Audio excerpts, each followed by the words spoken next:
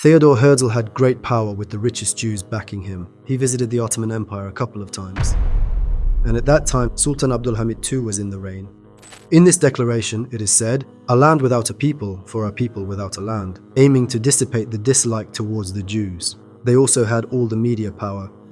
There was this anger in the Zionist leadership against the Jews, who had forgotten their cause.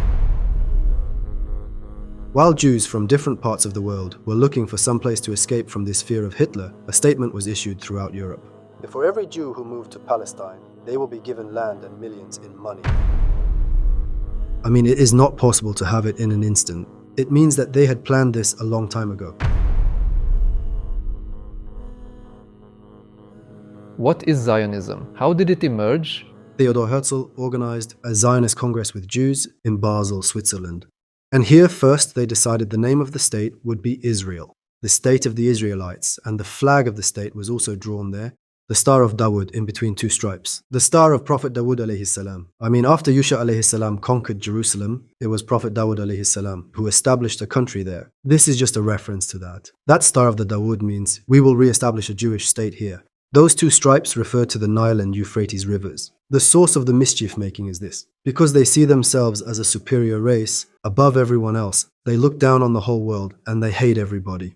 I mean, Muslims are not the only target here. They hate Christians too. They hate the whole world and they think their property has been usurped. Think about it. Your religion teaches you something like this. All of this was yours. This and this came and seized your property. How dare they seize my property? I need to get them back. I need to take the whole world back. This is their core belief. When and how did the Jews decide to go to Palestine?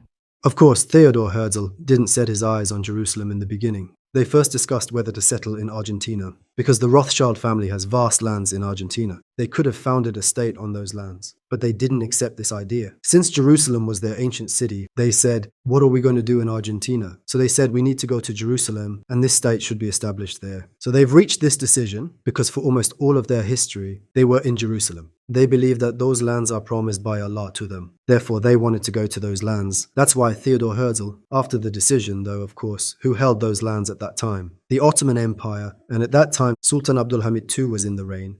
Theodor Herzl had great power with the richest Jews backing him. He visited the Ottoman Empire a couple of times. In fact, 5, according to the visitation records of the palace, met with Sultan Hamid and made a really profitable offer to the Ottoman Empire. The Ottomans just came out of the war with the Russians, and at that time, the empire was trying to recover itself and pay its debts. Theodor Herzl made an offer to Sultan Hamid and said, we will cover all the debt of the empire. You will have no debt to anybody. I mean, think about how much wealth they had. They were wealthy to such a degree that they could pay all the foreign debt of the Ottoman Empire. Imagine how much they have. And he said, give us land from Jerusalem so that we can establish a state. This is how he asked in the beginning. Sultan Hamid was already aware of this danger. The Jews establishing a state there, I mean, when he discussed this matter with his pashas, if they established a state, there would be bloodbath. So he already knew what could happen and was aware of the situation. He knew the history of the Jews, he knew the Holy Quran, and they would cause corruption. Abdul Hamid said no to this offer. Never ever.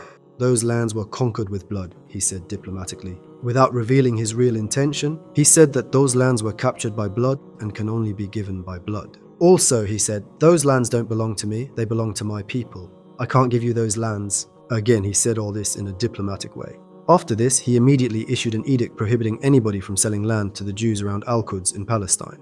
In other words, anticipating that they would try to do something by taking land from there piece by piece. Over this name, over that name, he prohibited it. In an article, Theodor Herzl said, in order to establish a Jewish state, we have to wait for the fall of the Ottoman Empire. This is a very interesting saying. What do we understand from this? The Jews were strong and decided to establish a state and made up their mind about toppling the Ottomans. As long as the Ottoman Empire doesn't withdraw from there, we can't do anything. Then these Jews did everything in their power to make the Ottoman Empire fall. The very first thing they did was to approach the British, because the superpower of that period, both at land and sea and politically, was in the hands of the British. Thus, in exchange for financial support, the Jews reached an agreement with the British and they received the guarantee that after the Ottomans, Palestine and Al-Quds would be given to them. Consequently, Sultan Hamid was overthrown.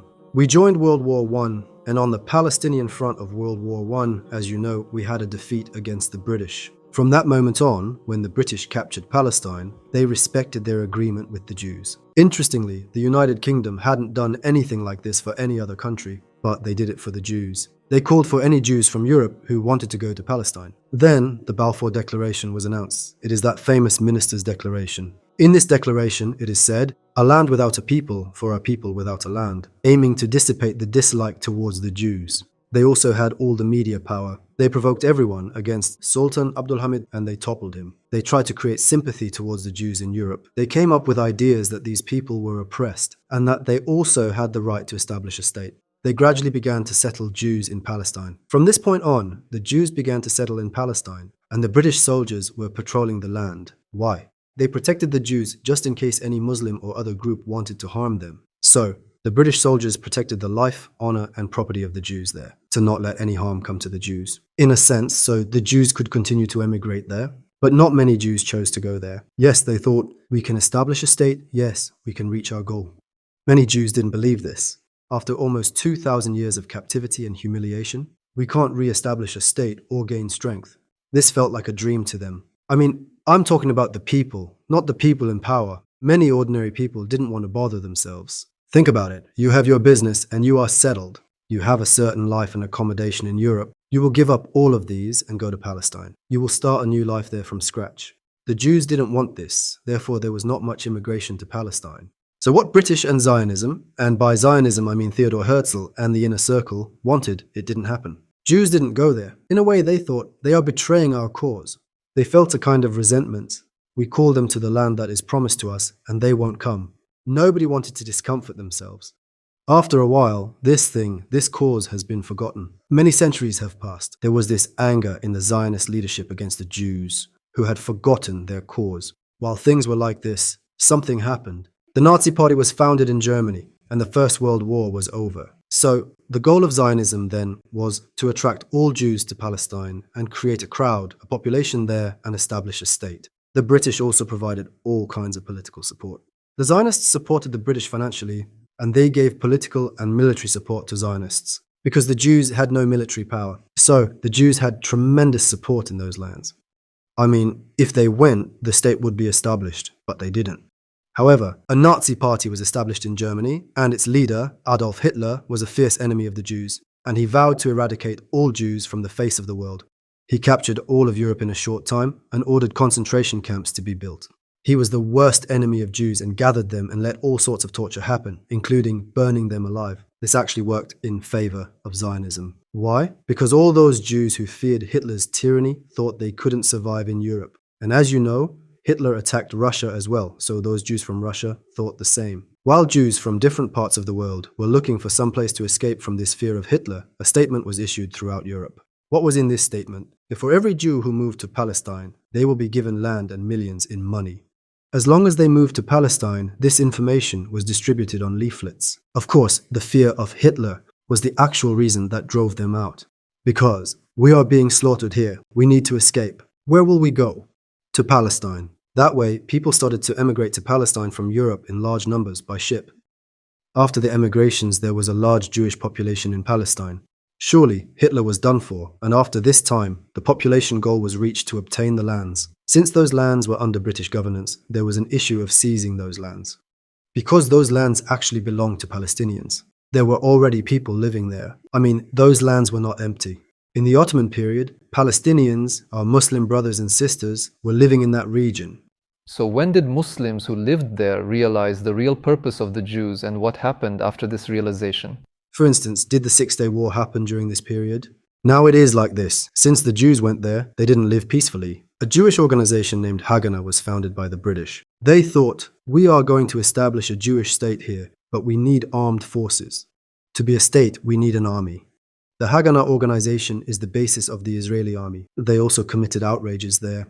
Zionism restored the forgotten language, Hebrew. They tried very hard to establish their connection to that old alphabet and create a sense of nation.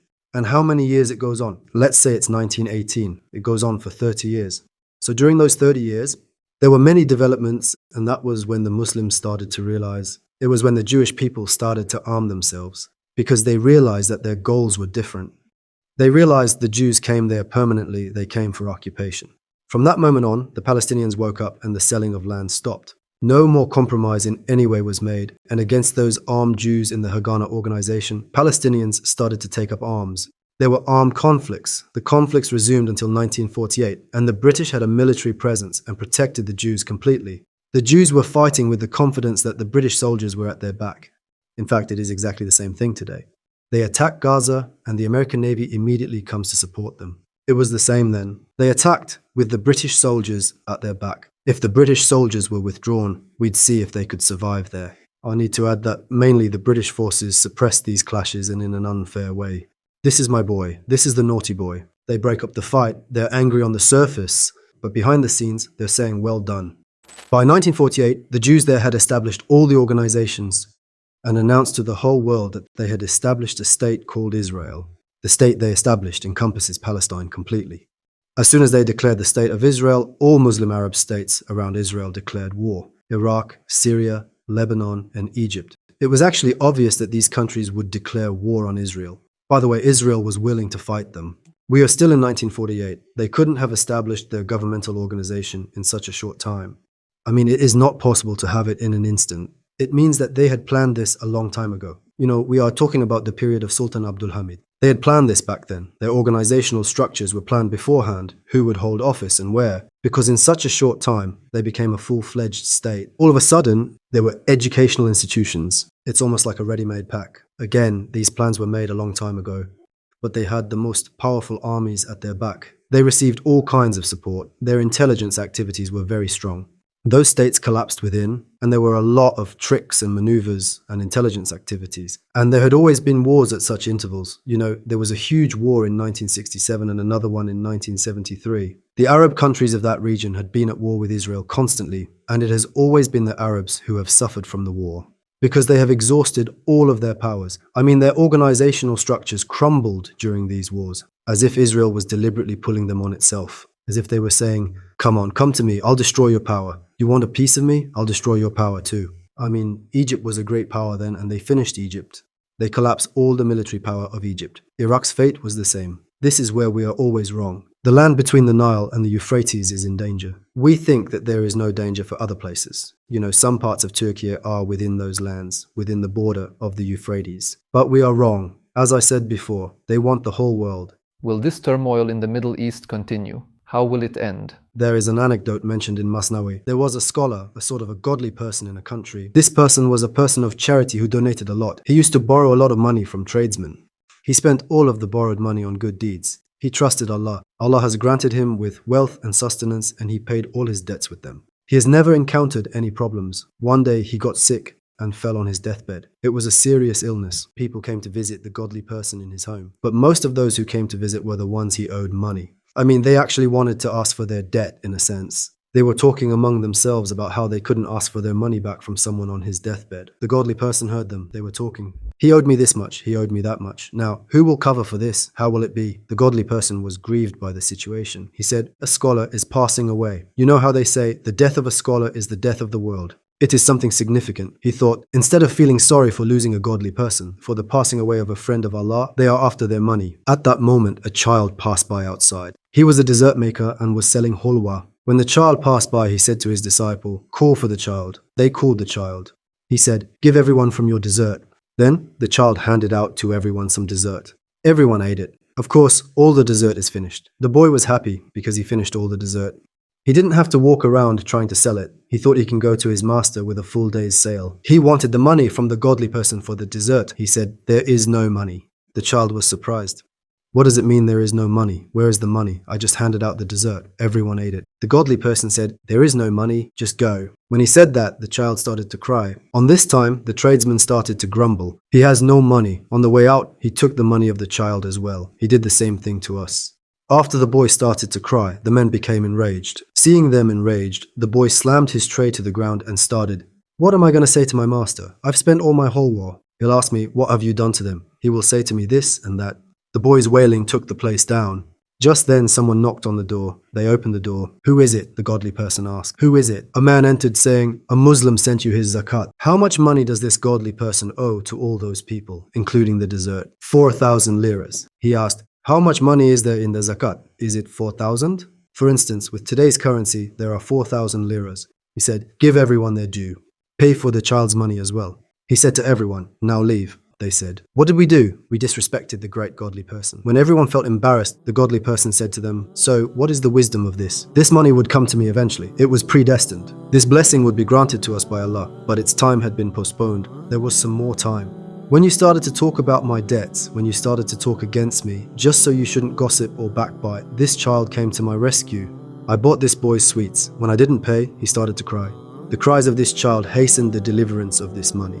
And it arrived just on time. I've given your money. Now, leave, and I'll take my leave of you. Just as this kid's cries brought the blessing of Allah forward, the acts of persecution result in bringing Allah's wrath forward in the same way. So these cries of the kids in Gaza today, the cries of the children, the cries of the martyred people will cause the wrath of Allah to come swiftly. The more they oppress people, their calamity will find them more quickly. And inshallah, soon we will all see that the state of Israel can no longer survive with the oppression they cause. As Allah said in the Holy Quran, He said that there was the first corruption, and there was the second corruption, and there is a third one. If you return to sin, we will return to punishment. There is Zionist corruption all over the world that the Israelites cause, and innocent civilians of Gaza pay the ultimate price. And I hope and firmly believe that very soon a great calamity will fall upon the state of Israel, and the state of Israel will collapse. May our Lord bestow us to see those days.